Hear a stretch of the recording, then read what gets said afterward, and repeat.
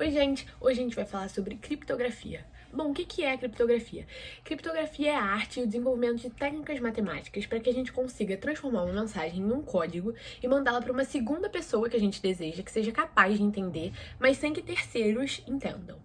Bom, desde os tempos antes de Cristo, lá no Império Romano, o imperador Júlio César já sentia essa necessidade de mandar mensagens em códigos para os seus exércitos, para que só eles fossem capazes de entender as táticas de guerra.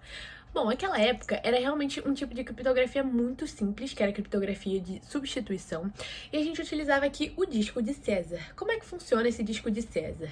Eles combinavam, a gente vai girar 3 vezes no sentido horário. Então, para cada letra, a gente girava 3 vezes no sentido horário. A letra a gente girava B, C, D. A letra A virava D. Então, a gente fazia isso para todas as letras e assim obtinha a mensagem criptografada.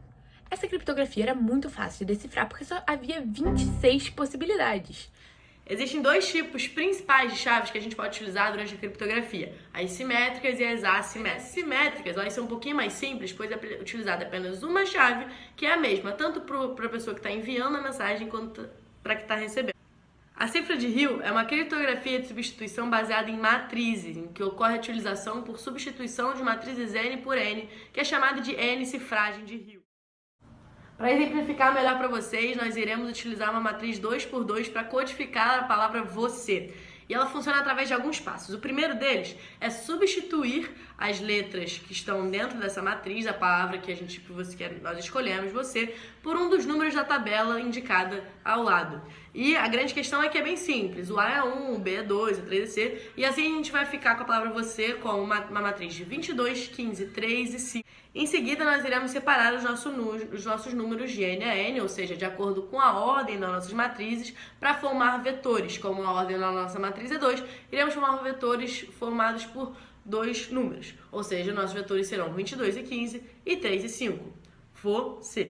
E como terceiro passo, nós iremos multiplicar esses vetores pela matriz codificadora, que necessariamente tem que ter um determinante diferente de zero. Isso porque mais tarde, na hora de decifrar essa matriz, a gente vai precisar formar a sua inversa. Em caso de resultados maiores que 25, nós iremos dividir cada um dos valores presentes no vetor resultante por 26 e aí sim utilizar o resto dessa divisão para associar a letra presente na nossa tabela.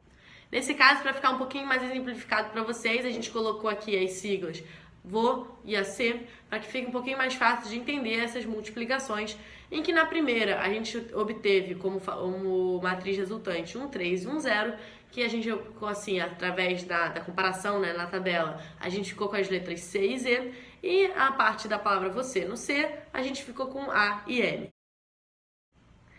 Nesse caso, a nossa palavra selecionada tinha números pares em relação às suas letras, mas caso a mesma fosse ímpar, não teria problema, pois a estratégia é repetir um último número da palavra adicionada. Bom, para fazer o processo inverso de decodificação, o que a gente precisa fazer? A gente vai pegar a matriz que a gente usou na codificação, que é essa aqui, que está no formato ABCD, e a gente vai inverter essa ordem fazendo D menos B menos C e A. Vamos guardar essa matriz, que a gente vai fazer aqui.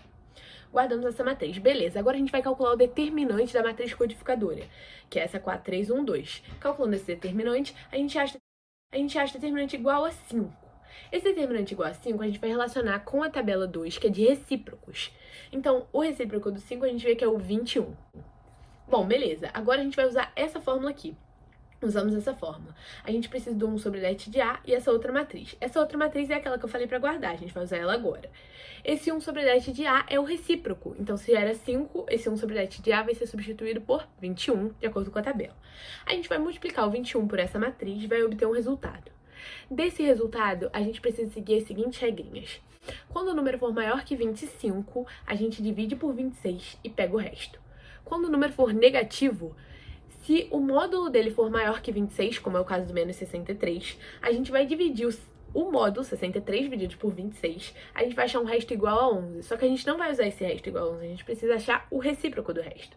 Então a gente vai fazer 26 menos 11 e 15. E a gente vai fazer isso com todos os elementos da matriz, achamos a matriz decodificadora. Essa é a matriz que a gente vai utilizar da mesma forma que a gente fez a codificação, a gente faz a decodificação. A gente vai pegar essa matriz decodificadora, aí a cada par de letras da mensagem codificada, a gente vai multiplicar por essa matriz e vai achar as letras que geraram esse par. E a grande realidade é que nós lidamos com a criptografia muito mais do que nós pensamos, principalmente através do aplicativo WhatsApp, que tem como famosa propaganda criptografia de ponta a ponta. No caso do WhatsApp, eles utilizam a forma de criptografia de chaves assimétricas. Ela funciona através de duas chaves, as chaves públicas e as privadas. Basicamente, todos os usuários possuem chaves públicas e só as pessoas que recebem as mensagens, que são os remetentes certos, têm as chaves privadas para conseguir abrir essas mensagens públicas. E no caso desse sistema, as chaves públicas elas são geradas através da multiplicação de números primos, enquanto as chaves privadas são formadas através da fatoração dessa multiplicação. Porém, não é tão fácil assim, porque os números são gerados, já da multiplicação desses números primos, são gigantescos. Então, na hora da fatoração, fica muito mais difícil de conseguir descobrir quais são os números certos para descodificar essa mensagem. Então, dessa forma, todo tipo de mensagem que a gente envia, seja textual, seja por áudio, seja link, seja vídeo, seja foto, todas elas possuem códigos diferentes que são gerados inúmeras vezes, para que a gente tenha sempre o máximo de segurança e privacidade possível dentro do aplicativo.